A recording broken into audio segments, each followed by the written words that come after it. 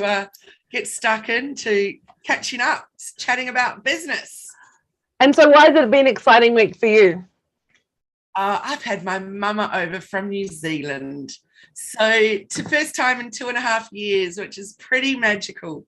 And so we've got a couple of birthdays this week that are family birthdays. So we've been having lots of family get-togethers, and it's just been beautiful. So I'd scheduled half days off work and all of that. So it's been very organized and very exciting. What about you? How's your week been?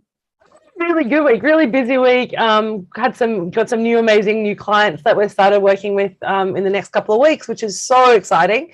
And we're relaunching our the next Ultimate Authority program for June, our next 3-day mastermind. So I'm very excited about that. And I get to see my mum tonight too. So I'm going to visit my mum. It's my sister's 50th birthday, her rewrite birthday, because the flooding last week stopped us. So we're back down this weekend. I'm really excited to spend a couple of days with my family. So it'll be really exciting. Just before Easter. You just need, don't you? You just need that family time. We're very blessed, aren't we? Still have our families around. So blessed. And then that's only a 3-hour trip, so it's like a nice easy trip down this afternoon, and we'll have a couple of days and then come back, and then we get to go and do another trip next weekend for Easter. So yeah, very, very excited. Oh, that's awesome. So we're going to chat about how you express yourself as an expert. And it's a really interesting topic, isn't it? Especially off the back of us chatting last week about imposter syndrome, which is interesting one. I was even chatting about it with my mum about imposter syndrome last night. It's a really interesting topic, that one. So I'm excited to be talking to you about how do you say you're an expert, particularly if you're someone like me that I don't actually like the word expert. So how do you use those ways of posting, ways of sharing about what you do without saying, I'm super awesome, you need to come and learn from me, or you need to buy my product because it is the best, etc. How do you do that without feeling like a dick? What do you think, Jenni? I'd like to hear your thoughts on that. I love this question so much. Maybe I'm going to sound like a little bit like one right now. When I first started doing my workshop, someone said to me, why are you doing this? How do you get through here? Hello, Arthur. So good to have you here today. Yay. I started by basically saying I know some stuff and I do some stuff. And so by simply saying I know some stuff and I do some stuff, and we use a different expletive when I said that in the workshop. But basically what I'm saying is I'm really owning the experience that I have. And I think the first thing you need to do to become an expert is to actually believe that you are one. And the reality is we all have such differing backgrounds and differing experiences that we have a right to be an expert in our own life, in our own experience. And that's what we can actually show up as. It doesn't matter about saying I'm not going to be necessarily the world's best life coach or the world's best business coach, or I might be, but I'm the world's best coach of my experience. And I think if we start with that place and actually recognize that we know some stuff, we can do some stuff, and then that allows us to share that with the world from a position of our own strength rather than that comparison piece, because it's not an expert comparison to anyone. We're the only ones who know ourselves as best as we do. You always make me laugh with your I know some stuff and I can do some stuff, because also whenever you drop that one, it's so funny because you've just blown everyone's minds with, it's like when I was at your retreat and stuff, you were just blowing everyone's minds, blowing our businesses up so that we could put them back together and and then someone asks you something and you're like, yeah, I know some stuff, I do some stuff. I'm like, you know so much and you're so good at what you do. And it's just such a cute little line. It's very clever, Jenni, very, very clever, and really removes the dickiness of saying, well, I'm just bloody good at what I do, I think we need to be empowered with that though, Kylie. I mean, you're bloody good at what you do. There's nothing wrong with us saying that. And that comes, and we talk about self-worth, we talk about doubting ourselves, and we talk about, that self-sabotage that we all go through. That starts with this view of comparison. So if you're good at what you do, full stop, not in comparison to anyone else, not in, not how you were yesterday or what you're likely to be tomorrow, but right in this moment, you do good work, you do great work. And that's a fact. That's not like an opinion. That is like that happens. And we know that because you've got people showing up and talking about the amazing work and the way that you've transformed their business. So why do we feel so scared about saying, I'm good at what I do? Like, that's the real thing. That comparison though, isn't it? So I know, so one of the I think first of all, you got to own what you're good at. So I think one of the problems I think a lot of people do is pretend, and they want to be all the things. So I know what I'm really, really good at. And one of those things that I'm really good at is constantly learning, constantly upskilling, because I don't want to be left behind. I don't want to be a dinosaur in the digital age. My industry, your industry, it's transforming constantly. So we can't show up how we did 6 weeks ago, a year ago. Even in 6 weeks, things will have changed again. So by me investing in myself and in my business to constantly upskill, constantly learn, means I can do a better job of constantly then helping my business clients to grow. And of course, for me, the way that I see my own success is the success that my clients are having. That's a really big one when I get amazing results. So what I've decided in the past maybe few months is I need to put their successes out there more, because that in itself shows that I'm the expert in my area, because I'm getting these results to certain people. Yeah. Now, one of the issues for me, Jenni, and it's nothing to do around imposter syndrome, it's to do with that comparison piece. So there are businesses out there working where you might have had a client that has just done $1 million this month. So they're putting it out there. And so I might have been like, oh, well, that would seem odd for me to put mine out there that my client just did, got 100 new followers or whatever it is. But no, because everything's relative. And my love is working with small businesses. So my love is not working with businesses that are, big ones, nor corporations or anything like that. So for me, that was the way of getting around it. Is like not me putting my hand up. And we've always all got to remember too that people believe what other people say more than they believe what we say about ourselves. So when we're doing social proof, when we're showing reviews that people have written about us, when we're showing the results, that really speaks volumes, doesn't it?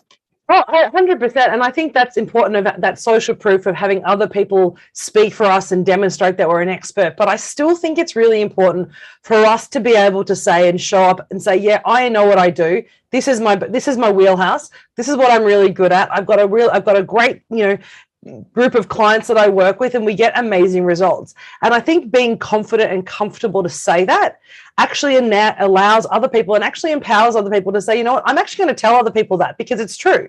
I'm actually going to support that. So don't discount the value. I think that we often discount the value of us saying it ourselves, but we need to do it again in our space. I'm not the world's best XYZ if I've never done it before. I'm learning to do that, but I know what I'm good at, right? I think a post I did this week on Instagram talks about features. And I said, well, what's your features of your business? And for me, it's clarity. I know I'm exceptional at getting clarity for people. And I'm okay to say that. I don't feel like a dick when I say it because I know that's true.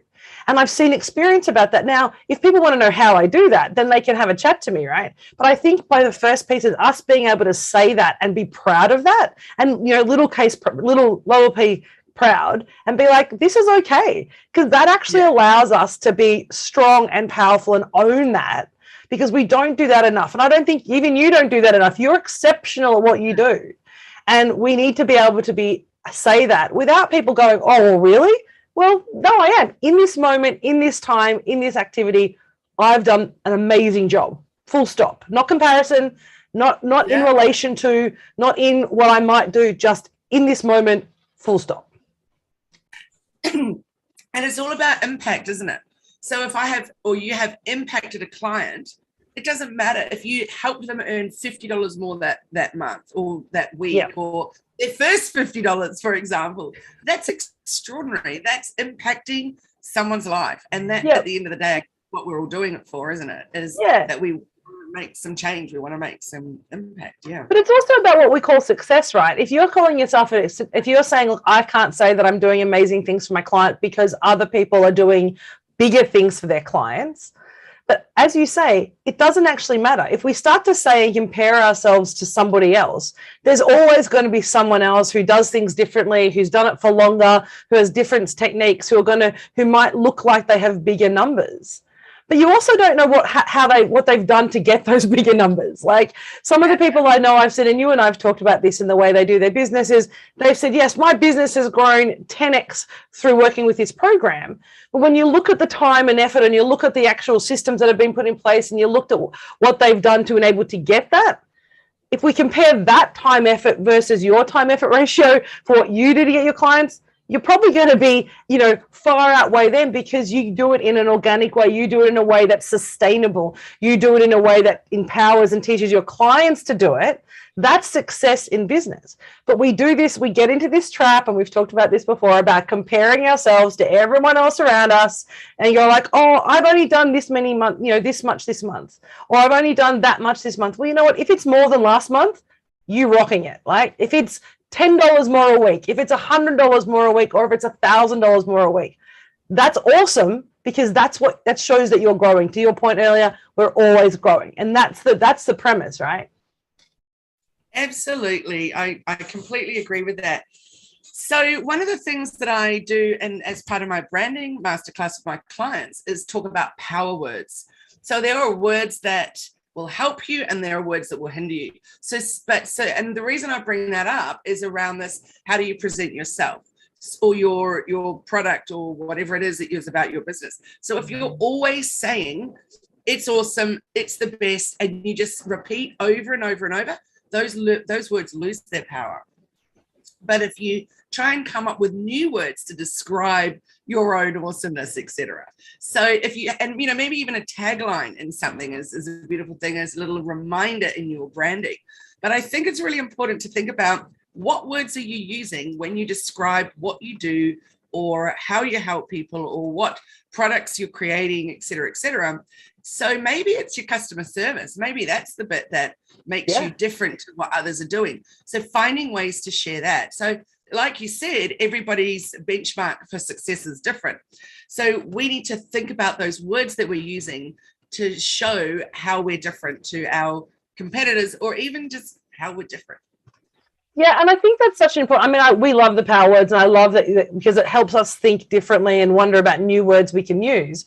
But I think to your point about what success looks like, we also have to remember is what do our clients define as success? Because when we're deciding that we're good at something, or we're standing in our strength of what we've done really well in the past or what we know we can do, we have to articulate that in a way that our clients understand it. So me saying my business is earning XYZ money will only relate to a very small portion of my clients, because my clients are coming to me because they want clarity, they want structure, they want process, and they want sustainability.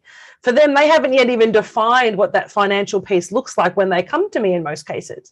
And so if I'm just talking only about financial gain, it's not going to resonate with my clients. So it's about saying, what are you good at in the space that resonates with your clients? And that goes back to your, how do I connect with them, right? How do I actually say, I'm really good at X or Y, and I know that that's going to resonate with you because that's important to you.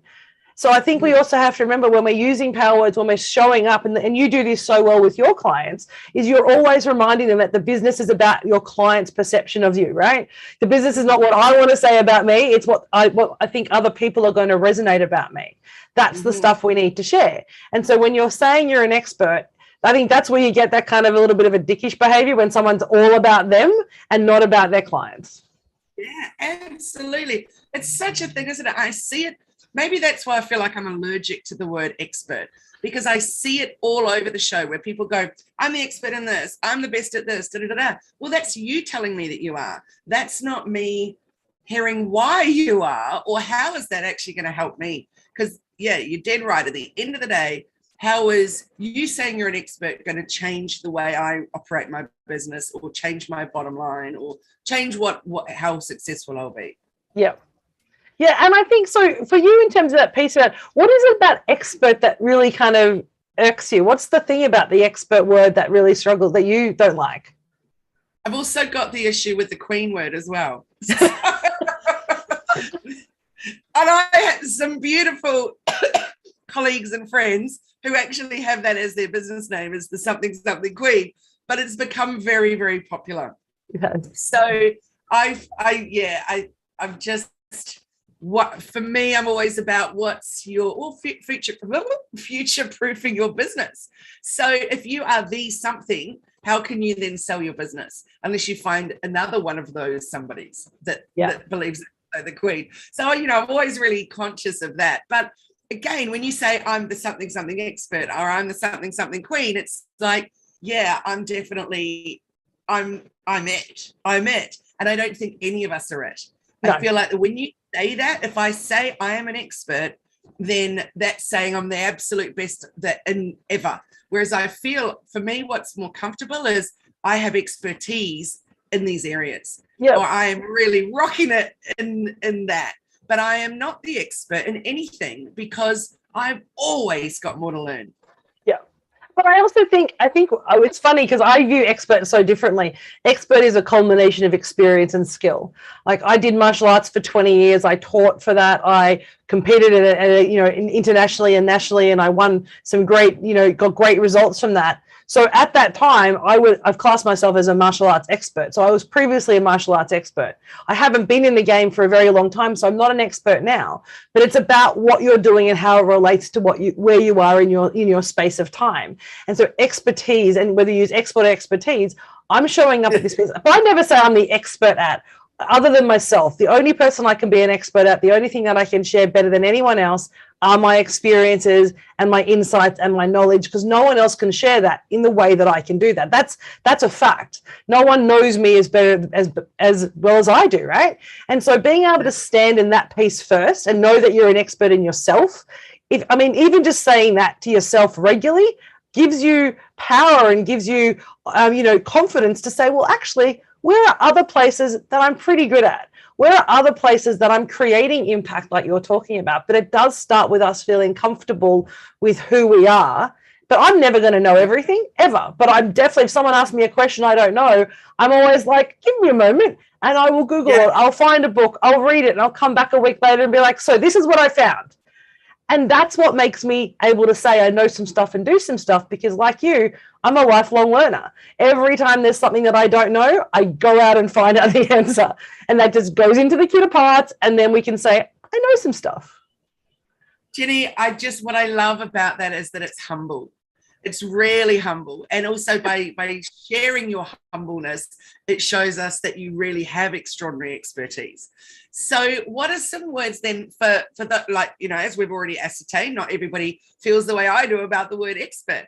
So what is there that you could use as a word that means something similar but isn't that word? Because for me, I subscribe to the more humble way of promoting yourself, which is not everybody's gig. Some people are super proud to just get it out there and go, I am this. And, we've also talked before about people sharing their money and all of that kind of stuff. Whereas there's a lot of people also that feel that money isn't that benchmark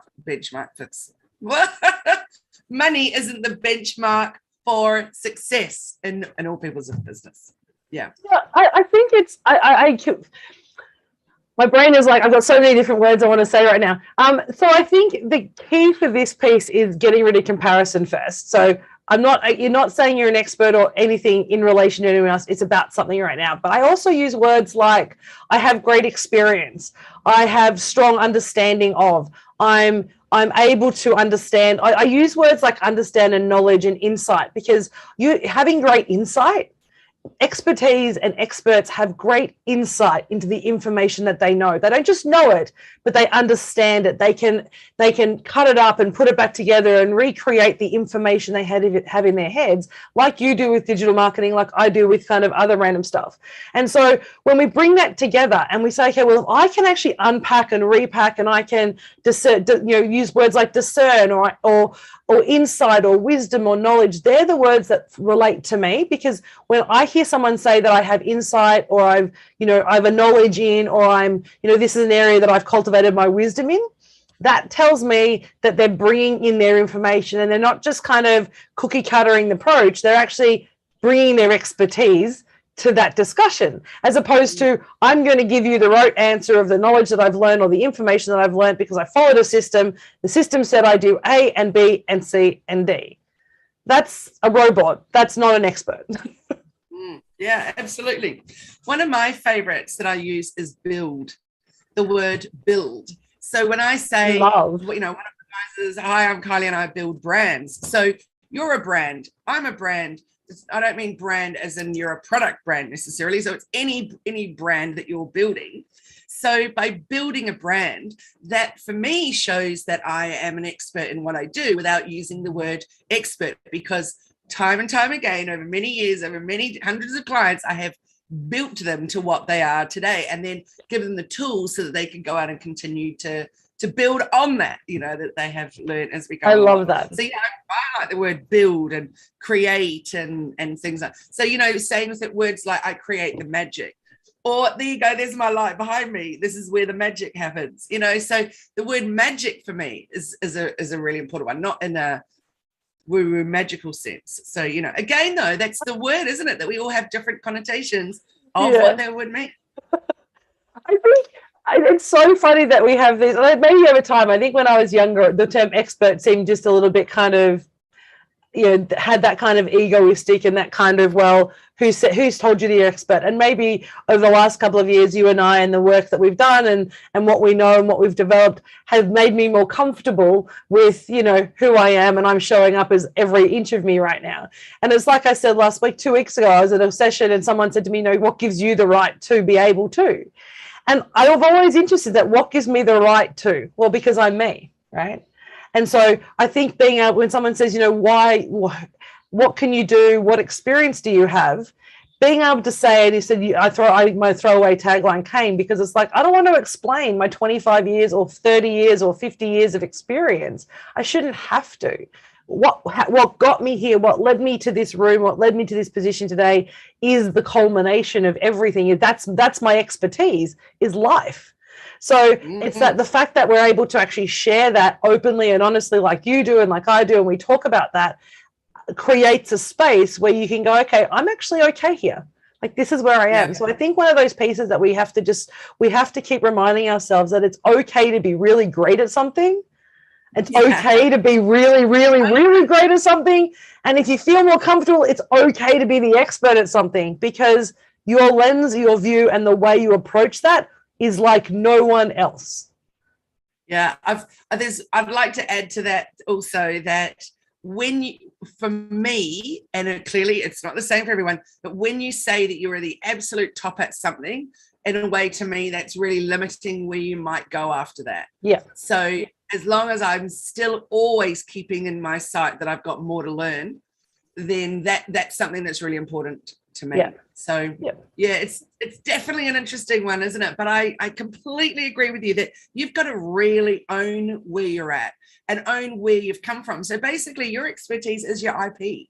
So knowing that you have this life experience, this study, this, all that kind of stuff has led you to where you are. But I've had 2 very interesting conversations in the last couple of weeks with people on complete opposite sides of the fence. So one person said to me, without showing your qualifications, and she's was in her 50s, and her degree, which was nothing related to really how her business had evolved, well, I felt it wasn't, having those qualifications and even a certificate and all of that on her website was absolutely vital.